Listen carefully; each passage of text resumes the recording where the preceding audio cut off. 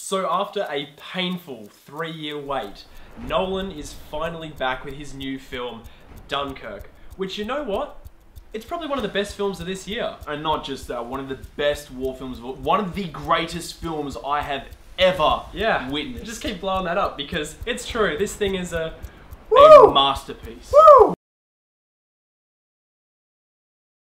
So Dunkirk is the next film in Christopher Nolan's filmography, and this thing is just a thing of wonders. My goodness, what is it about? Well, Dunkirk is about the evacuation of British, Belgian, and French soldiers that are trapped on a beach in Dunkirk, surrounded by Germans, and that's all we're going to tell you, because if that's all you know, then that's a fantastic way to go into the film, because that's pretty much how we went in. This is truly one of the most spectacular achievements in filmmaking in the history of film. And because it's not even just like, it's not as if he's built to this moment, I feel, in many ways. Everything he's ever done, everyone he's ever worked with has come together here to create something that's just...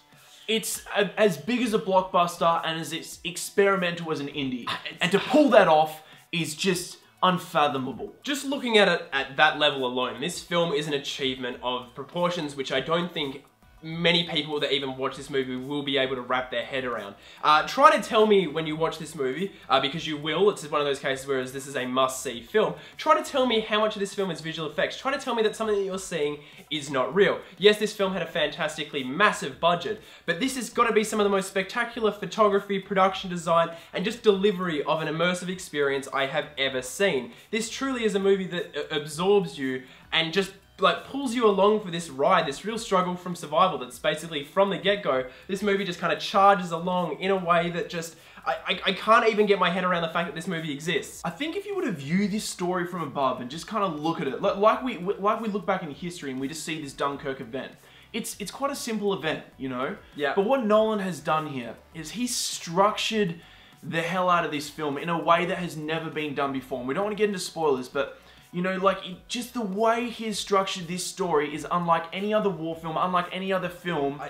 It's insane. He's taking stuff that he has learned across the last, almost 20 years and bringing it into just complete fruition. There's kind of stuff here that's done on a story level that just is not seen. I'm going to keep coming back to the fact that this movie pretty much blows open what's possible for blockbusters, and I'm praying that people see this movie, because if we see it and we say that yes, this is okay, this is what we want, we're going to start being treated like a smarter audience. And yes, 2017 has already delivered that for us with blockbusters that have been better than I can remember in recent memory, but this here is the pinnacle of that kind of this season. I think it's just because someone who works in such a fictional world so often, like, you know, with The Prestige or Interstellar and Inception, Batman films, you know. Yeah, like to see him come into a realistic world with, you know, a story that is true and then apply his kind of that skill set is just a match that somehow has created something that I can't wrap my head around still. Yeah. It's crazy because I think if some people, you're trying to pinpoint a Nolan film, you're like, what makes a Nolan film? You can't watch a trailer for his film and go, boom, that's distinctly Nolan, because you don't know what's happening to you until you're actually there watching that story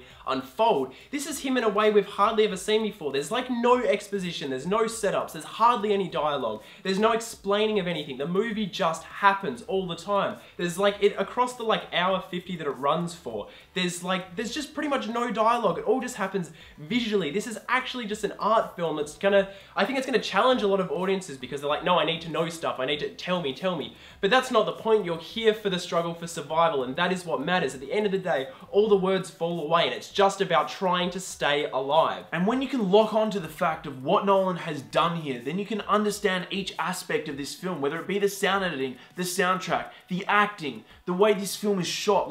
You will just understand it in a better light. And my God, let's just crack into it. Let's crack into it. Now, the thing here that really kind of started blowing my mind from basically as soon as this film started was the sound design. Basically, it kind of starts really chilled, and then once bullets start flying, I was literally kicked back in my seat. This is the best audio design, and this is no exaggeration here. This is the best audio design I have ever heard. This screaming of planes coming through, the explosions, the sound of the water, the sound of just this soundscape is phenomenal, and props to the people that put it together, because this is it is the best sounding film I've ever heard. Yeah, it's horrific. It's horrific to hear as well, because it puts you right there with the soldiers and you're feeling the same way they are about their surroundings. And I mean, talking about sound, Hans Zimmer, my God, he used violins for the sound of airplanes. Yeah, like, it's like this tearing, like... Just, there is so many elements that play here from Hans to create one of the greatest soundtracks you'll ever hear in a film. Like, he's used, you know, elements from Interstellar and Inception and things he's learned over time. Everything he's ever done has come together for this. Plus new elements to create this soundtrack that is something of such ticking fury. Of a clock. It kind of just, it drives the whole movie. When you've got a movie that's got hardly any dialogue, it's using that soundtrack to really propel the film. And that's not to say anything against, like, the editing, because the editing here is fantastic. Between the way the editing intertwines with the soundtrack, you just have a film that's paced just brilliantly. This film doesn't feel like it has a first act, second act, third act. Hardly even feels like it has kind of scenes. It all just blends into one assault of just pure cinema. And if let's roll into the cinematography then, because Hoyt van Hoytema did Interstellar, he did Her, he did Spectre. He is one of the best working cinematographers today, and this film looks gorgeous. They've done a smart thing here between the production designer Nathan Crowley, Christopher Nolan, and Van Hoytema. They've gone, let's lock it down to a specific color palette. Grays, brown, blue, white. Everything on that side of the spectrum, everything you're seeing kind of behind us right now, that is what the film works off, and it creates this kind of really oppressive atmosphere over the whole film. It just feels so dense. And then what he does with the camera as well is just absolutely exceptional. I mean, the composition it's here getting throughout right up in your the entire time. You get shots that are just things of beauty and things of almost paintings. Then you get shots that just work in action sequences. Claustrophobic and choking. We've got the camera locking down to the side of an airplane, or we've got, you know, the camera tipping upside down. So the screen's filled with water as someone's drowning. Like, it's just constant. There is so much at play here from the cinematography. So much. And it's all, I guess, in service of keeping it real. Like, I cannot understate. There was like one point in the entire film where I went, hey, that might actually be VFX, but it usually goes the other way around. You're like, oh, that might actually be real. No, that's stunning that this film felt so authentic top to bottom. It's because everyone involved cared so much in making this happen. And the acting across the board here is something that, like, really needs to be talked about, because I think a lot of people are going to skim over it, because at a ground level, it's realistic, it's natural, and it just gets the job done. But there is so much more at play here. You know, you've got your experienced actors. You've got Mark Rylance, you've got Tom Hardy, you've got Kenneth Branagh, you've got Cillian Murphy, which allow for such emotional depth and, like, that they really deliver in scenes where you need them to. There's a lot of weight. Yeah, and then you've got the younger actors, like the new kid, Fionn Whitehead, and we've got Harry Styles, which just allow the audience to kind of feel for, you know, these soldiers in their position, and it puts us on a ground level with just simply boys at war. As soon as you see that they're kids, you don't need a setup, you don't need the backstory, you don't need anything. All that matters to you is that they get out of there alive.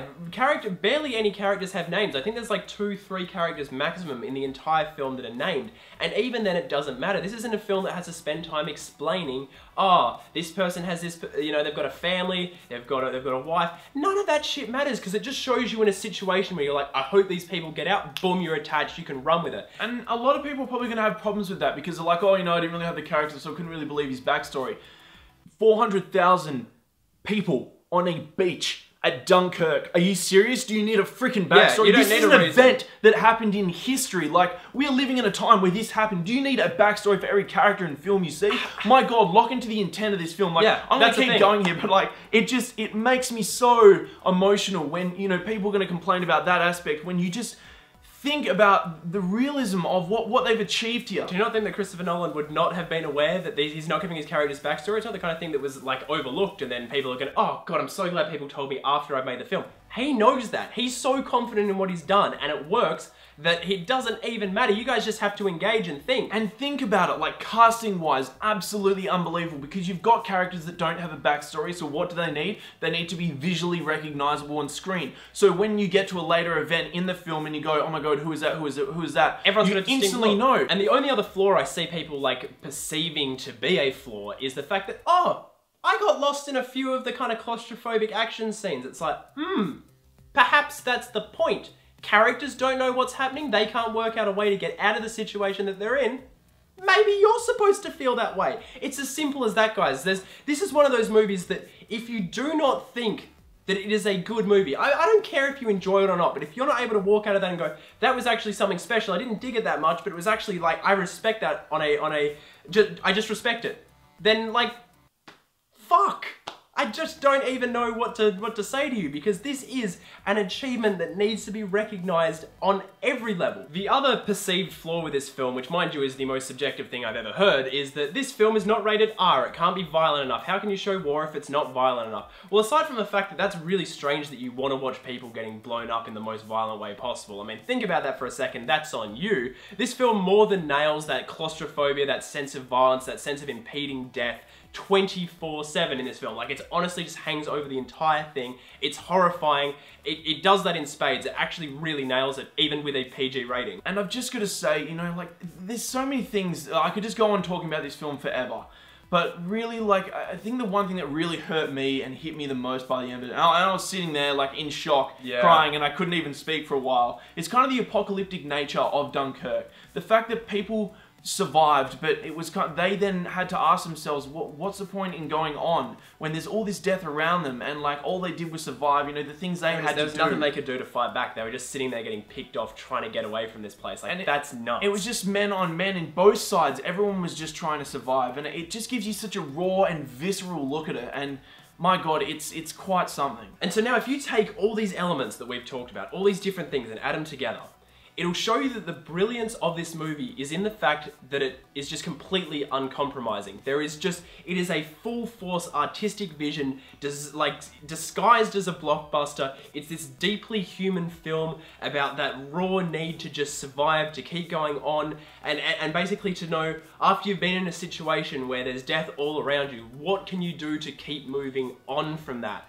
And I'm so stunned by this movie. I think it was more than we, as people who were super hyped for it, could even wrap our heads around at the time. It's surpassed that on every single level. And I suppose we should finish up, because we will just talk forever, but this film has done us in. Dunkirk has done us in, and there is just no other way to score this film other than a 10. Yeah, it's a 10. I mean, I don't know, I can't fault it. I love this movie so much on both those levels. Like, it just is everything. One when you of see the it, greatest experiences of my life. There's so much we haven't even tapped into in this video, and I hope that you guys that see it and that appreciate it to the level that we do, who understand what this movie was going for, can appreciate every single element while it was going past, while I was watching it. I was just thinking to myself, I can't actually appreciate everything that's being done in this one viewing. I need to see it again and again and again to give it the love it deserves. So that was our completely exasperated review of Dunkirk. Have you seen it yet? Did you like it? Of course you did! Oh my God, of course you did! I mean, if you hate it, I don't really want to hear.